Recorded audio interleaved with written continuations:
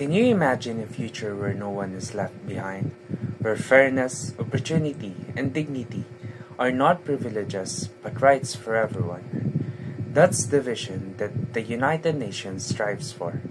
After seeing the world struggle with poverty, inequality, and conflict, the UN realized that the peace and progress must not go hand in hand.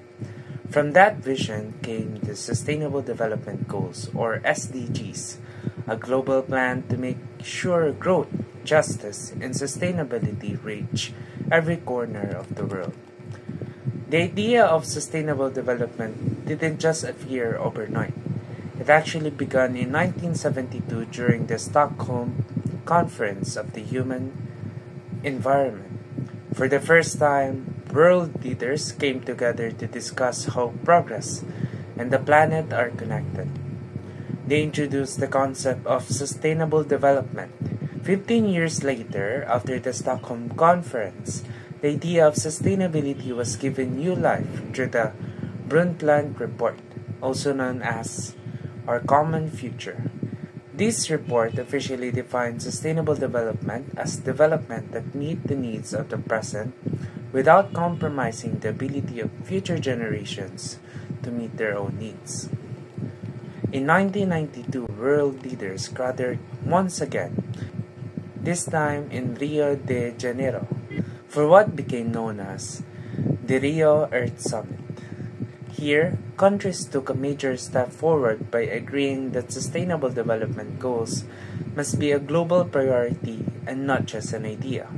They created a detailed action plan called Agenda 21, which outlined how nations could balance economic growth with environmental care and social well-being. The Rio Summit showed that sustainability is not the job of one country. It's a shared responsibility of the entire world. By the year 2000, the world took another major step forward toward global progress through the creation of the Millennium Development Goals, or MDGs. These 8 goals focus on urgent global issues like ending extreme poverty, improving education, promoting gender equality, and reducing child mortality. In 2012, the world returned to Rio de Janeiro for the Rio Plus 20 conference, 20 years after the first summit. This time, nations came together to reflect on the progress of the Millennium Development Goals and recognize that the challenges facing humanity had grown larger and more connected. Finally, in 2015, the vision became reality.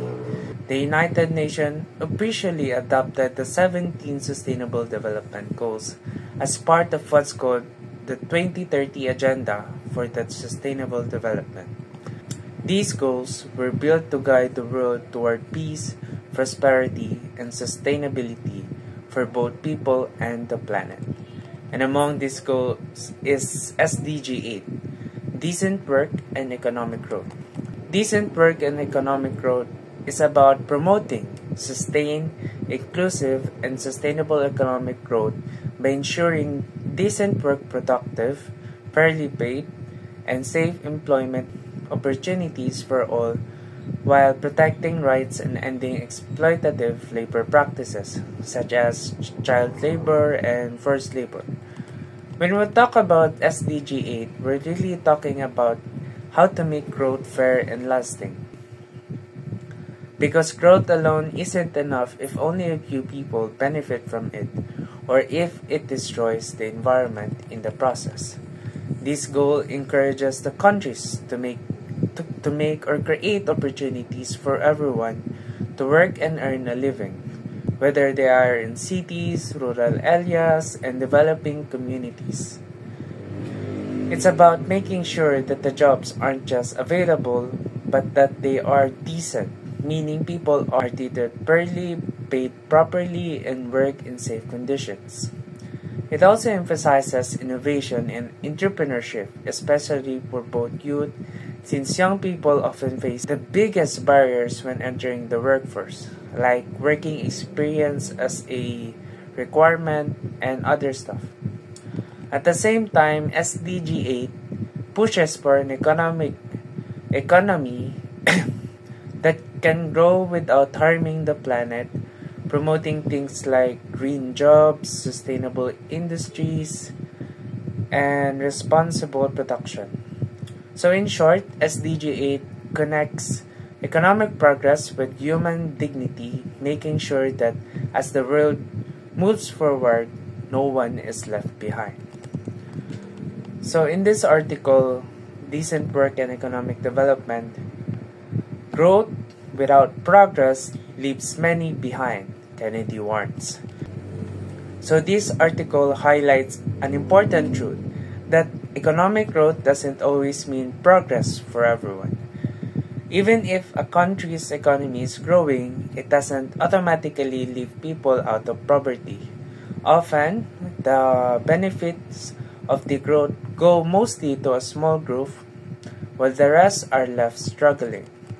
That's why the United Nations and the SDGs emphasize inclusive and fair growth, not just higher numbers, but real improvement in people's lives. And that's what exactly John F. Kennedy once warned about. Economic growth without social progress lets the great majority of people remain in poverty, while a privileged few reap the benefits of rising abundance. So what Kennedy said here captures the exact problem that the SDG is trying to solve. He reminds that the growth by itself isn't enough if it doesn't improve people's life. I mean, think about it.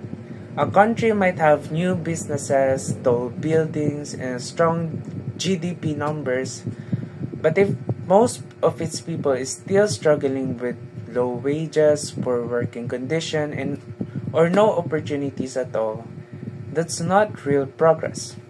True development means that the economy grows and people grow with it.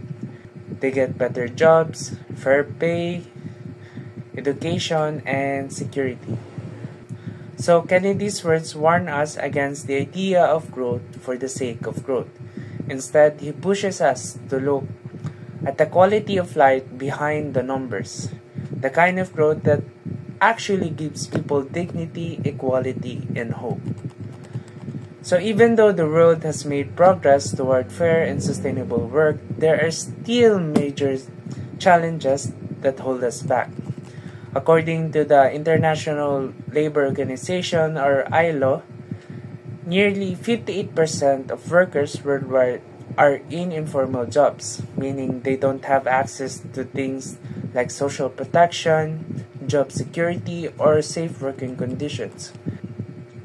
These are the people who work as street vendors, small farmers, or in unregistered services, often without healthcare benefits or protection from exploitation. And when economic crisis or disaster happen, they're the first one to lose their income. What's more worrying is that many young people today are being left behind too. About 1 in 5 or 20.4% of the world's youth are not in employment or education or training. This isn't just a personal struggle, it's a global loss too. Because when young people can't develop their skills, society loses innovation, creativity, and future leadership. In local situation, record low unemployment mass, persistent underemployment, and informal work. Here in the Philippines, the labor market seems strong on paper. However, in April 2024, the Philippine Statistics Authority reported an unemployment rate of just 4.0%, one of the lowest we've seen in recent years. If we look closer, the number doesn't tell the full story. Many Filipinos are technically employed, yet the quality of their work remains a big concern.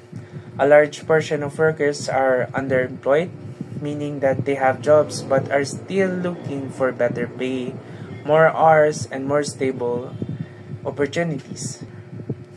In fact, the underemployment rate was 14.6%, which means nearly 1 in 7 workers still isn't earning enough to